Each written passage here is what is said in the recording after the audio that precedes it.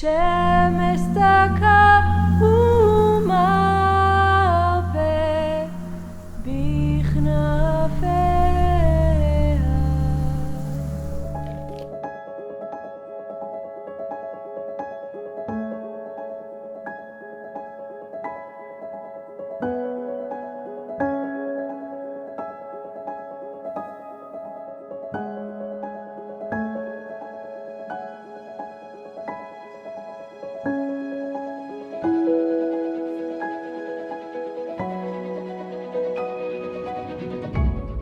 Ruth, in her relationship to her mother-in-law Naomi, is a model for us in our relationship to the Jewish people. She accompanies her mother-in-law. She gives up everything for her family, her home, her people, her religious and theological beliefs, her security, the familiar surroundings, simply everything. And she does that even though she is not welcomed with open arms. She's taken a big risk. Just remember how bitter Naomi was, and remember that when she and Naomi returned to Bethlehem, the people there in no way received the two with open arms, welcoming them with a meal or whatever. After Ruth had announced, where you go, I will go. Where you stay overnight, I will stay overnight. Your people is my people. Your God is my God. Where you die, will I die. There I will be buried. So shall the Lord do to me, and so shall he continue to do, only if death might separate us. Only after Ruth has said that, it is, I would say, even in a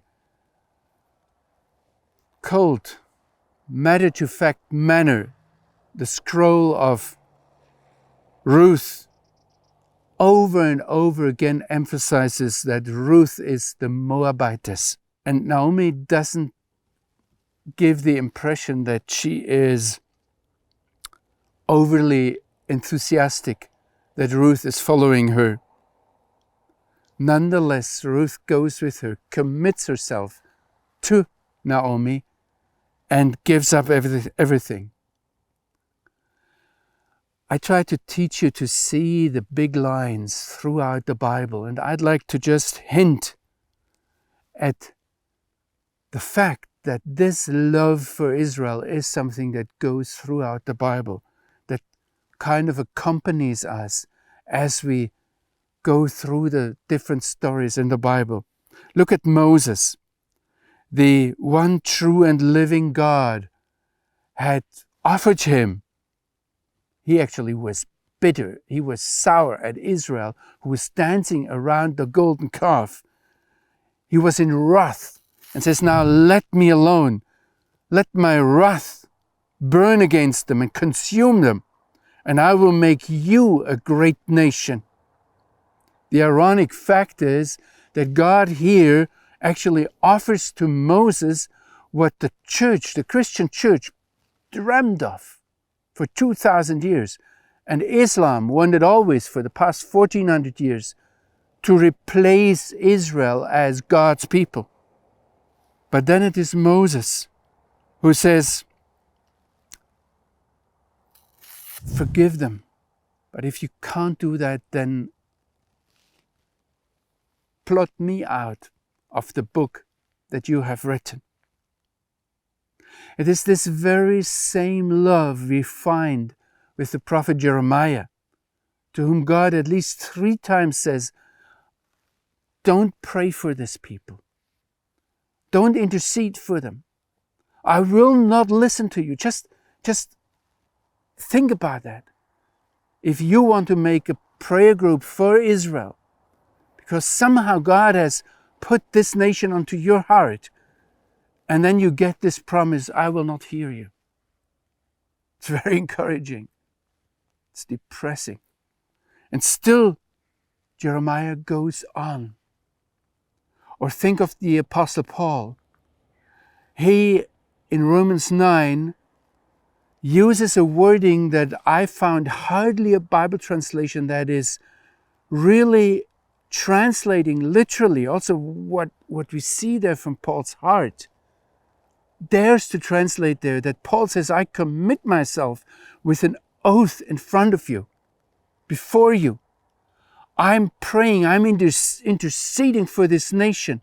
I myself want to be cursed and cut off from Messiah. Just think what that means. We would not dare to say these words if we think about Israel. And in the end, it is Yeshua himself, Jesus himself, at the cross, who sees the people who brought him up there and says, praise, Father, forgive them, for they do not know what they do. I certainly personally would have thought of all kinds of other things when I would have felt what Jesus felt in that way, in that moment. This is the love we see in a way in Ruth when she follows her mother-in-law, when she does everything Naomi commanded her. And actually Boaz sees that and he honors that. Later on he emphasizes, I saw what you did and how you behaved towards your mother-in-law. We see this same behavior, for example, in the centurion from Capernaum, where the people come and say and ask Jesus, listen to him, for he is the one who built our synagogue. He is worthy of your help. Or the same we see with Cornelius from Caesarea, also a Roman commander who the New Testament tells us has a good name, is well spoken of among the whole of the Jewish nation. Now I'm excited about what Paul writes, that salvation has come to us Gentiles so that we will make the Jewish people envious. And I see this in Ruth. As I look at Jewish, modern, Orthodox, Jewish exegesis of the book of Ruth, but also ancient Midrashim, they say that Ruth came and she was after all a Gentile. And she did not deny, says the Midrash, the ancient Jewish exegesis, she did not deny her bitter mother-in-law. And by doing so, by loving her, Ruth convicted Israel, which actually rebelled against the living God. Or we see that in modern Orthodox exegesis, that they emphasize the extraordinary devotion Ruth has to her mother, her loyalty.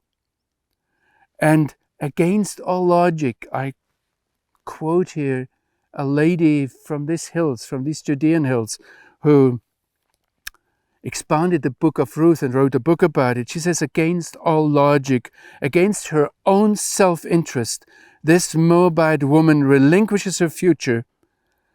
And Ruth's love for Naomi is a reflection of her love to God, and actually a reflection finally of God's love towards Israel. And thus Ruth educates by her example, by teaching us how to embrace this God totally and utterly.